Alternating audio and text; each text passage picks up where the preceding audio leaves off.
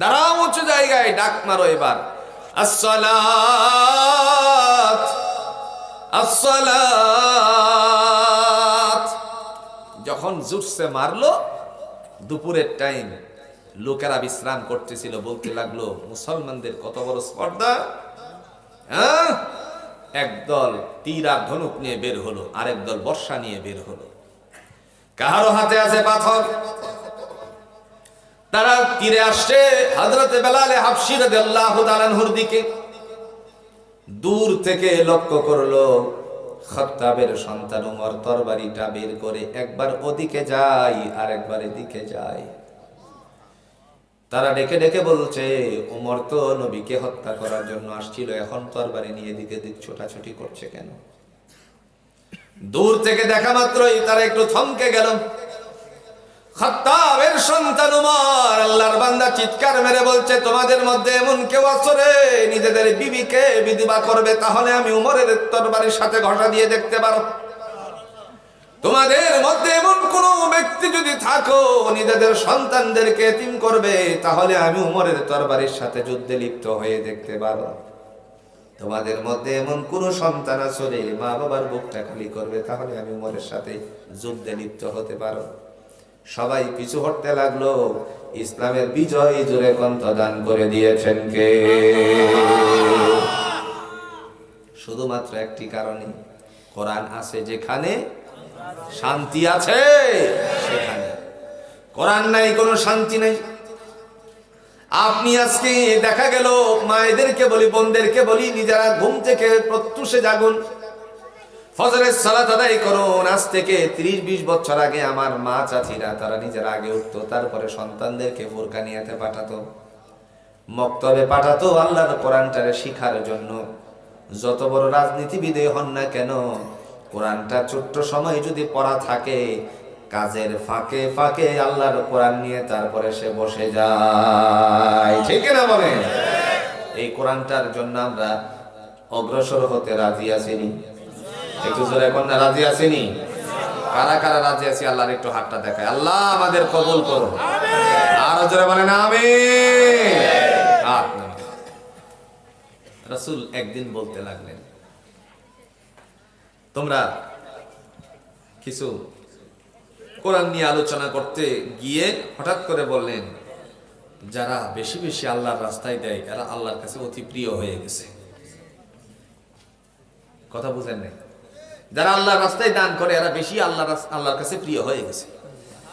এই কথাটা বলা মাত্রই একজন সাহাবী মন খারাপ করে বসে আছে।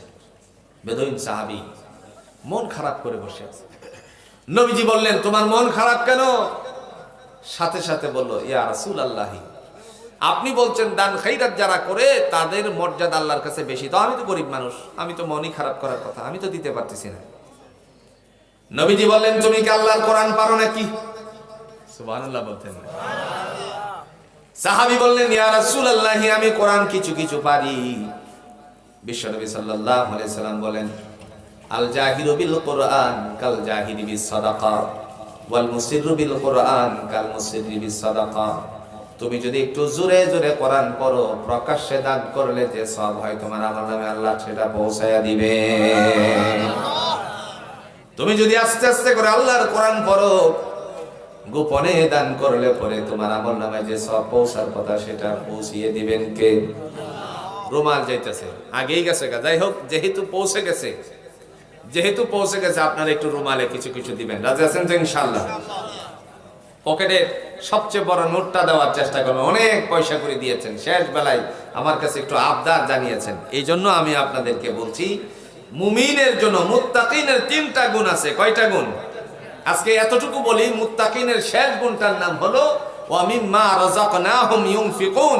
আমি তোমাদেরকে যা রিজিক দিয়েছি তার থেকে তোমরা ব্যয় করবে। শেষের বেলায় একটা আবদার ছিল কোরআনুল হাকিম থেকে একটু তেলাওয়াত, একটু অনুরোধ করেছেন কোরআন থেকে একটু তেলাওয়াত করতে। সেই তেলাওয়াতটা ইনশাআল্লাহ শেষে দিয়ে আমি আপনাদের কাছ থেকে বিদায় নেব। যে কথাটি বলছিলাম, কিয়ামতের ময়দানে মহান আল্লাহ রাব্বুল আলামিন ডাক দিয়ে বলবেন, ইউকালু লিসাহিবিল কুরআনি ইকরা ওয়ারতাকি ওয়ারাতিল كما كنت ترتل في الدنيا فإن منزلك عند آخر آية تقرأها হে কোরআনের পরিবারেরা ইকরা ওয়ারতাকি ওয়ারাত্তিল কামা কুনতা তুরাত্তিলু ফিদ দুনিয়া এমনি ভাবে তোমরা কোরআন তেলাওয়াত করো যেমনি ভাবে কোরআন দুনিয়াতে তেলাওয়াত করছিলে ফাইন্না মানজিলাকা ইনদা আখিরি আয়াতিন তাকরাউহা আর শেষাংশ পর্যন্ত পড়লে তোমাদের জন্য আমি আল্লাহর পক্ষ থেকে একটা সিংহাসন দান করে দেওয়া হবে সুবহানাল্লাহ আর একটু আস্তে কোন সুবহানাল্লাহ আপনারা একটু নজর দেন ও ভাই টাকা দেন আর এদিকে নজর দেন এটার নাম কি একটু জোরে কোন এটার নাম কি চেয়ার এই সায়েন্সে এই চেয়ারটার পিছনে কিছু নকশা টকশা আসেনি আসেনি আসেনি নকশা কিসের তৈরি চেয়ারটা নাম কি এটা সোফা নাম কি আল্লাহ বলেন তুমি যখন কিয়ামতের ময়দানে কোরআনটারে পড়ে শেষ করবে আমি আল্লাহর জান্নাত থেকে তোমাদের জন্য একটা আসন দান করব এটা দুনিয়ারও কোনো কাঠ না জান্নাতি কোনো কাঠ না আমি আল্লাহ তোমাদেরকে সুন্দর একটা স্বর্ণের চেয়ার দান করব আলা সুরুরিন মাওদুনাতিন মুত্তাকিনা আলাইহা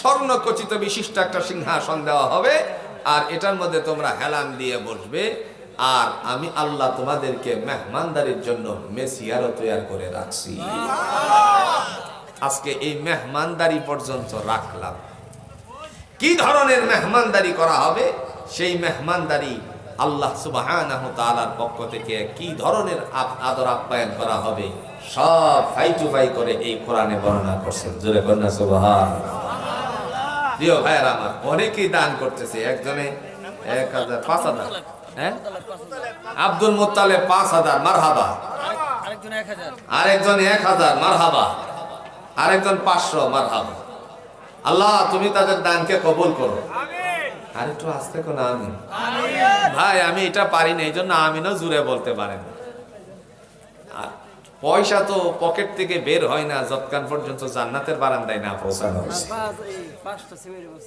পাঁচটা কি নাম মোহাম্মদ শফিকুল ইসলাম 5 বস্তা সিমেন্ট মারহাবা বল নানা নামের নামে 100 টাকা আল্লাহ মাফ সকলেই বলুন আমিন মারহাবা বলেন আল্লাহর বান্দার দানকে কবুল করো দানের উসিলায় মনের মাকাসাদ হাসানাকে পূরণ করে দাও আমি আইলে দিত সার ব্যবসায়িক বাদল 10,000 টাকা সকলে বলেন মারহাবা আল্লাহ তোমার বান্দার দানকে কবুল করো ব্যবসা বাণিজ্যের মধ্যে হালালভাবে বরকত দান করো আল্লাহ তোমার বান্দাকে পরিপূর্ণতার মাধ্যমে দুনিয়াদারি করার তৌফিক দান করে দিও যারা দুনিয়া থেকে বিদায় হয়ে গেছে তাদের কবরগুলোকে জান্নাতুল ফেরদাউস নসিব করে দিও তারা আহলে আওলাদ যারা বেঁচে আছে আল্লাহ তাদের হায়াতে বরকত দান করে দিও সন্তানগুলোকে গুণগত মানুষ হওয়ার তৌফিক দান করে দিও আরো যারা যারা দান করছে আল্লাহ আমার ভাইয়ের মতন সবাইকে কবুল করে নিও হ্যাঁ মুফাজ্জল হোসেন 1000 টাকা মারহাবা আল্লাহর বান্দার দানকে কবুল করো মনের বাসনা পূর্ণ করে দে 2000 টাকা নগদ দিছে এক মহিলা রবি আক্তার মুসাম্মদ আর 10 বস্তা সিমেন্ট দিবে দেখছেন মুসাম্মদ রবি আক্তার মহিলা মেম্বার সাগরদিঘি ইউনিয়ন পরিষদ ঘাটাইল টাঙ্গাইল একদম কার্ড দিয়ে পাঠিয়ে দিছে আলহামদুলিল্লাহ 10 বস্তা সিমেন্ট দিবে মারহাবা বলেন নগদে 2000 10 বস্তা সিমেন্ট আল্লাহ কবুল করো আমিন দেখছেন মহিলাদের অবস্থা হ্যাঁ মেম্বার সাহেব আল্লাহ তার বান্দিকে কবুল করো আমিন মনের বাসনাকে পূর্ণ করে দিও আগামী দিনেও মনে চিন্তা ফিকির আছে না হ্যাঁ আল্লাহ যেন মনের বাসনাকে পূর্ণ করে দেন প্রিয় বান্দিকে যেন মহান আল্লাহর পক্ষ থেকে এই দানের উসিলায় তারা আহলে আওলাদদেরকে কবুল আর মঞ্জুর করে নেন পরিবারের যারা কবর দেশে চলে গেছে তার পরিবারের পক্ষ থেকে তাদের কবরকে যেন জান্নাতুল ফেরদাউস নসিব করে দেন যারা দুনিয়াতে বেঁচে আছে তাদের হায়াতে যেন বরকত দান করে দেন আজকের মাহফিলের সম্মানিত চিফ গেস্ট মাননীয় সাংসদ আলহাজ মোহাম্মদ আতাউর রহমান খান মাননীয় জাতীয় সংসদ সদস্য 132 টাঙ্গাইল ঘাটাইল 3 তিনি আপনাদের এই মাদ্রাসার জন্য 50,000 টাকা দেবেন। মারহাবা। আল্লাহ তোমার বান্দার দানকে কবুল করে নিও, মনের বাসনাকে পূর্ণ করে দিও, আরো বেশি করে নেবেন। অনেক টাকা পয়সা দান আছে ওনাদের হাতে, এমপি মহোদয়দের কাছে অনেক প্রকারের পয়সা করি আছে দেওয়ার মতন, আরো বেশি করে নেবেন। আল্লাহ যেন তার বান্দার দানের উসিলায় পরিবারের সকলের মধ্যে সুখ শান্তি ফিরিয়ে দেয়। সকলে বলুন আমিন। যারা দুনিয়ার থেকে বিদায় হয়ে গেছে তাদের কবরগুলোকে যেন জান্নাতুল ফেরদাউস নসিব করে দেন। আর কে? আল্লাহ আমাদের সবাইকে কবুল করুক। সকলে বলুন আমিন। যারা লাইনে লাইনে দান করেছেন, রোমালে দিয়েছেন, আল্লাহ প্রত্যেকের দানকে কবুল করুক। ও ভাই, আপনারা দিছেন না, এখন আই কি করতে হবে? হ্যাঁ, লিমা তাকুলুনা মা লা তাফআলুন, নিজে যা করো না অপরকে তা উপদেশ দিও না। এই কারণে আমিও 500 টাকা দিলাম। আল্লাহ যেন আমাদের সবাইকে একসাথে কবুল করেন। আল্লাহ যেন এই মাদ্রাসাকে কবুল আর মঞ্জুর করে নেন। মাদ্রাসার যত জরুরত আছে গাইবে খাজানা থেকে যেন পূরণের ব্যবস্থাপনা করে দেন। মহান আল্লাহ যেন আমাদের সকলের মা বাবাকে জান্নাতুল ফেরদাউস নসিব করে দেন।